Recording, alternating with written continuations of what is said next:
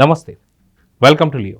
మనతో ఉన్నారు senior journalist Kanakadurga Vadlamani గారు. మేడం నమస్తే. నమస్తే అండి. మేడం, వైఎస్ జగన్మోహన్ రెడ్డికి పూర్తి గడ్డు కాలం ఏర్పడబోతుందా అంటే అవుననే సమాధానం వినిపిస్తుంది. అసలుకి 151 స్థానాల నుంచి 11 స్థానాలకు పడిపోయి కనీసం ప్రతిపక్ష హోదా కూడా లేకుండా ఇప్పుడు కనీసం ప్రతిపక్ష హోదాను ఇవ్వండి అని చెప్పేసి బ్రతిలాడుకుంటున్నాడు వైఎస్ జగన్మోహన్ రెడ్డి. ఇలాంటి తరుణంలో కొంత ఆసరా ఇచ్చింది ఏదైనా ఉంది అంటే మటుకు అది కౌన్సిల్ అనే చెప్పుకోవచ్చు, శాసన మండలి. ఇప్పుడు ఆ శాసన మండలి కూడా పూర్తిగా జగన్మోహన్ రెడ్డికి మద్దతు తగ్గుతుందా? ఉన్న 30 మందిలో చాలా మంది బయటికి రాబోతున్నారా? వాళ్ళకి ఎందుకని అక్కడి నుంచి ఏదైతే ఆమోద పత్రం దొరకడం లేదు అంటే ఏం చెప్తారు? మొత్తానికి అటు అసెంబ్లీ పాయ, ఇటు కౌన్సిల్ కూడా పాయే అని అనుకోవాలంటే ఏం చెప్తారు? ఏం చెప్తాము పాపం, మీరు అన్నట్టుగా ఏదో మామూలుగా అయితే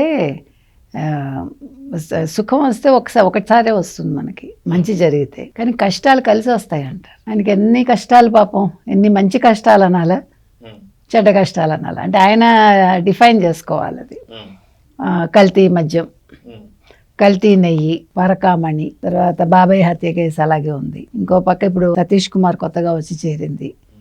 ఇట్లా మీరు ఏది కాదు ఏది లేదు ఆయన చుట్టూ ఇన్ని కేసుల మధ్యలో మీరు ఏదో కొంచెం ఊరటనిస్తుంది అంటే అది ఒక శాసన మండలి సభ్యులమ్మయ్య మనకి ఇంత బలం ఉంది అని ఒక ధైర్యంగా ఊపిరి తీసుకునే సమయంలో అందులోంచి చాలామంది వెళ్ళిపోతామని రిజైన్ చేశారు. రిజైన్ చేస్తే నువ్వు మొగాడు అంటావు కదా, దమ్మున్న మొగాడిని అంటావు కదా, మరి దమ్మున్న మొగాడివి అయితే వాళ్ళ రెసిగ్నేషన్ ఎందుకు యాక్సెప్ట్ చేయించరు? మీరు ఎందుకు వెనకంజ వేస్తున్నారు? ఎందుకు భయపడుతున్నారు? ఆ మోషే రాజు ఎందుకు ఆయన వాళ్ళని అడుగుతున్నాడు మళ్ళా పిలిచి? అంటే మీరేం చెప్పారు? నువ్వు వాళ్ళని ఆపు, నాకు తెలియదు, లేదంటే నీ పని చెప్తాను బెదిరించారా మీరు?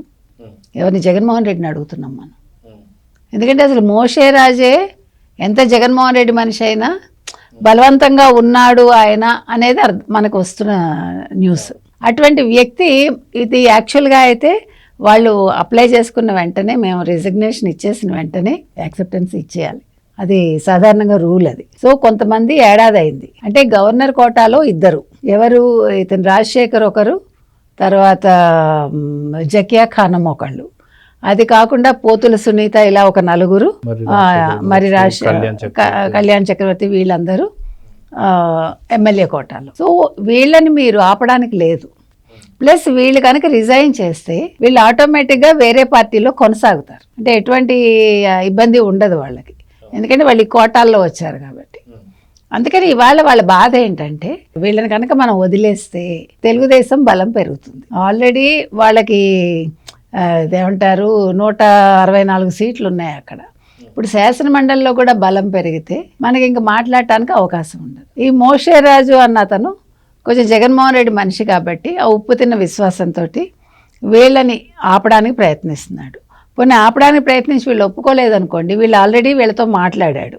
వీళ్ళు ఏమన్నారు? మీ మీద ఒత్తిడి ఉందా, మిమ్మల్ని ఎవరన్నా రిజైన్ చేసేయమన్నారా, మిమ్మల్ని ఎవరన్నా ఇబ్బంది పెడుతున్నారా, ఇన్ని ప్రశ్నలు వేసేట ఆయన. అదేదీ లేదు, మేము స్వచ్ఛందంగా మాకు ఇష్టమై మేము రాజీనామా చేసాము అన్నారు. అన్నాక వెంటనే అతను అంగీకరించాలి దానికి. ఇప్పుడు అంగీకరించలేదు. అంగీకరించకుండా కొంతమందిది ఏడాదిగా డ్రాగ్ చేస్తున్నాడు. ఈ జకియా ఖానం ఐ థింక్ మేలో ఆవిడ రిజైన్ చేశారు. అంతకుముందు ఈ సంవత్సరం ఫిబ్రవరిలోనో, మార్చిలోనో, ఏప్రిల్లోనో ఇంకొకళ్ళు చేశారు. లాస్ట్ ఇయర్ 4 చేశారు. ఇట్లా 6 చేస్తే 6 కొంతమంది ఏడాది కూడా పూర్తి అయిపోయింది ఈ నవంబర్కి. కాబట్టి ఇంతమందిని ఆపి ఆయన అంటే ఆయన ఉద్దేశం ఏంటి?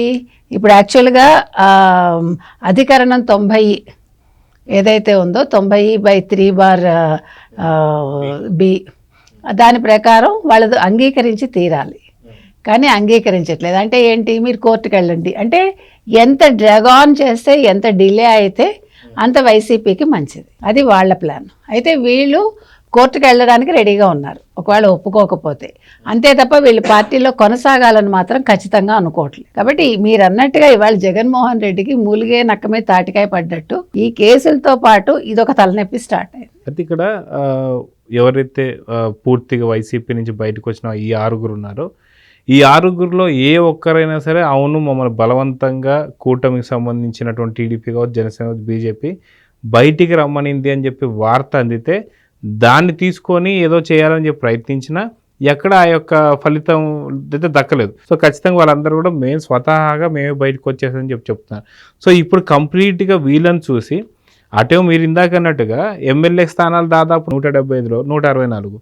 అదేవిధంగా చూసుకుంటే ఇక్కడ దాదాపు ఇప్పుడు 30 కాస్త అదే 22కో 23కో పడిపోయినట్టుంది. అది ఇంకొంచెం తగ్గితే కంప్లీట్ గా శాసన ఇప్పుడు మీరు అన్నట్టుగా 13 ఉందండి ఆల్రెడీ వీళ్ళకి కూటమిది. ఇప్పుడు ఇది ఒక 6, 19 అనుకుందాము.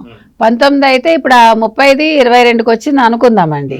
వస్తే ఇంకొక 4-5 మన జగన్మోహన్ రెడ్డి గారు చెప్పినట్టుగా ఒక 5 ఇటు లాగేసుకుంటే అన్నాడు కదా, కౌన్సిల్లో కూడా పోతుంది. అంటే పాప ఆయనకే కొడుతుంది అనమాట. ఒక 5 లాగేసుకుంటే మీకు ప్రతిపక్ష హోదా ఉండదు అన్నాడు కదా, మీకు లాక్కోకుండానే మీకు ప్రతిపక్ష హోదా లేదు అంటే. చూసారా, మనిషి ఎప్పుడూ కూడా మాట మాట్లాడే ముందు చాలా ఆలోచించాలి. భవిష్యత్తు మనకు తెలియదు ఎలా ఉంటుందో. ఇవాళ బాగుంది కదా అని నేను విరవేగితే నాకు అదే తిరిగి నన్ను దేవుడు నాకు అదే ఇస్తాడు. అంటే చెడపోకరా చెడు అంటారు. ఏదైనా అంటే స్వయంకృతాపరాధాలు ఉంటాయి కదా, అందుకే నా నోటి దోల ఇవాళ ఇలాగా కొట్టబోతోంది. కాబట్టి శాసన మండలిలో అంటే ఎక్స్పెక్ట్ చేయొచ్చు మనం. ఖచ్చితంగా తెలుగుదేశం కూటమికి బలం పెరుగుతుంది, పెరగాలి. మరి మోషేరాజు గారు అటెళ్తారా, ఇటొస్తారా, జంపు చేస్తాడా, ఆయన ఇంకా జగన్మోహన్ రెడ్డికి విశ్వాసపాత్రుడిగా ఉంటాడా అనేది అప్పుడు మనం ఆలోచించాలి. అది కాక మనం చూసుకుంటే అటు ఎట్లనో శాసనసభలో ఏదైతే ఉందో ఖచ్చితంగా జగన్మోహన్ రెడ్డి గారు ఆ పార్టీకి సంబంధించి లీడర్గా వ్యవహరించవచ్చు, కానీ ఆయనేమో అసెంబ్లీకి వెళ్ళడం లేదు. ఇది తీసి పక్కన పెడితే శాసన మండలిలో వచ్చేసరికి మనకి ఏదైతే ఎమ్మెల్సీలోకి వచ్చేసరికి ఇక్కడ బొత్స సత్యనారాయణ గారు ఆయన హెడ్ ఫ్లోర్ లీడర్ లాగా ఉన్నారు. కానీ ఇప్పుడు ఆయన పదవిని కూడా లాగేపోతున్నాడా జగన్మోహన్ రెడ్డి? నిజంగా ఆయన వల్లే, జగన్మోహన్ రెడ్డి వల్లే బొత్స సత్యనారాయణ పదవి కూడా పోతుందా? ఇప్పుడు బొత్స సత్యనారాయణ చూపులు ఎటువైపు ఉండబోతున్నాయంటే ఏం చెప్తారు? బాడి గారు ఎందుకంటున్నానంటే, ఇప్పుడు అంటే నాకు దక్కంది ఇంకొకటి దక్కకూడదు. నేను పాడైపోయి వాడు కూడా పాడైపోవాలి, వాడు బాగుపడకూడదు. సో మొన్నటి వరకు బొత్స, మరి ఇప్పుడు మీరు అన్నట్టుగా శాసన మండలిలో ఆయన ప్రతిపక్ష నేతగా ఉన్నాడు, ఫ్లోర్ లీడర్, ఈయన భరించలేకపోతున్నాడు. ఆయన క్యాబినెట్ ర్యాంక్ ఉంది, ఈయనకి లేదు. అది ముందు అసలు బాధ అదొకటి. ఇప్పుడు బొత్స ఇప్పుడు ఇవన్నీ ఇలా జరిగాయి అనుకోండి, మనం చెప్పినవన్నీ జరిగితే ఇవాళ ఆయనకి అవకాశం పోతుంది బొత్సకి. బొత్స గతంలోనే ఒకసారి జనసేనకి వెళ్తారా అని ఒక టాక్ వచ్చింది, అది అక్కడితో ఆగిపోయింది. కానీ ఇప్పుడు కనుక ఇవన్నీ జరిగాయి అనుకోండి, ఆయన నిజంగానే జనసేన బాట పడతాడు ఆయన. ఎందుకంటే ఇప్పుడు ఇవాళ రజనీ కూడా అదే బాట పట్టబోతోందని టాక్ వచ్చింది, ఎంత నిజమో తెలియదు. ఎందుకంటే ఎప్పుడైతే ఆవిడ రేపల్లకి వేశారో, అసలు చిలకలూరిపేట కాకుండా గుంటూరు వేసినప్పుడే ఆవిడకి రాజకీయ భవిష్యత్తు లేదు. మళ్ళా చిలకలూరిపేట వేస్తే సర్లేని ఊపిరి పీల్చుకుంది. ఇప్పుడు రెంటికి చెడ్డ రావిడలాగా ఆవిడ రేపల్లు వేశారు. సో ఆవిడ పార్టీ వదులుతుంది అంటున్నారు. సో మరి ఆవిడని తీసుకునే వాళ్ళు ఎవరో మనకు తెలియదు. ఏది ఏమైనా మీరు అన్నట్టుగా గడ్డు కాలం జగన్మోహన్ రెడ్డి కండి. ఒక్కొక్కళ్ళు పార్టీని వీడే యోచనలో ఉన్నారు.